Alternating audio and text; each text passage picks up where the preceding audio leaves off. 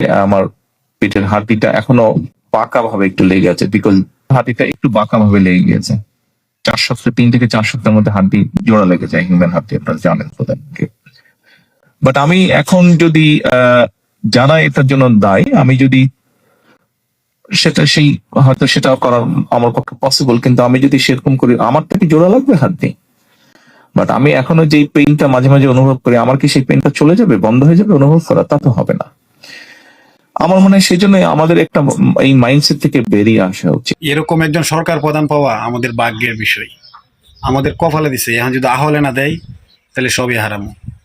দেখেন, পুরা পরিবার নির্যাতিত হয়েছে, নিজে নির্যাতিত হয়েছে, নিপীড়িত হয়েছে, অথচ কোনো প্রতিশোধের কোনো আক্ষেপ নাই, প্রতিশোধ নেওয়ার জন্য কোনো আক্ষেপ নাই। এবং ইভেন এই দলটার নাম অতি মুখে নেই না।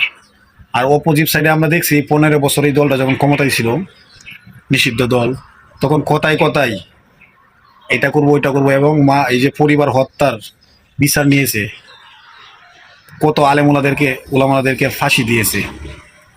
আর এরকম একটা রাষ্ট্রনায়ক পেয়েছি আমরা। অবহেলা করবেন না আপনারা। বাংলাদেশে এখন ইনশাল্লাহ কিছু একটা হবে, ইনশাল্লাহ হবে। কারণ এরকম রাষ্ট্রনায়ক আমরা দরকার। মানুষের চিন্তা ভাবনা কতটুকু চেঞ্জ, এত নির্যাতিত হয়েছে আমাদের নিজের চোখে দেখা নাকি?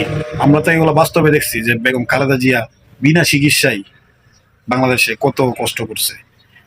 তারেক রহমান 15-16 বছর লাগা থাকতে পারছে না দেশে। এবং ওনার পিঠের যে হাড়ের যে হাড়িটা এখনো বাঁকা হয়ে জোড়া লাগছে, তার জন্য এখনো ব্যথা করে। আর তারপরেও এই লোকটা কত সুন্দর করে বলতেছে কোনো প্রতিশোধের কোনো, কারণ প্রতিশোধ নিলে আরেক দল আবার এইগুলাই করবো। দেশ থেকে এগুলা দূর করতে হবে। আলহামদুলিল্লাহ, আমি আমার কাছে, আমি ব্যক্তিগতভাবে আমি মনে করি এরকম একটা রাষ্ট্রনায়ক পাওয়া আমাদের ভাগ্যের বিষয়। সো তারেক রহমানকে আমরা সবাই ভালোবাসি, দেশের জন্য ভালোবাসি, দেশের স্বার্থে ভালোবাসি। সো উনি যেভাবে দেশটাকে আগায় নিতেছে, সো এটাই আমরা আশা করি। ওনার জন্য সবাই দোয়া করি, ভালো থাকবেন। আর ভিডিওটা ভালো লাগলে অবশ্যই শেয়ার করে দিবেন। আসসালামু আলাইকুম।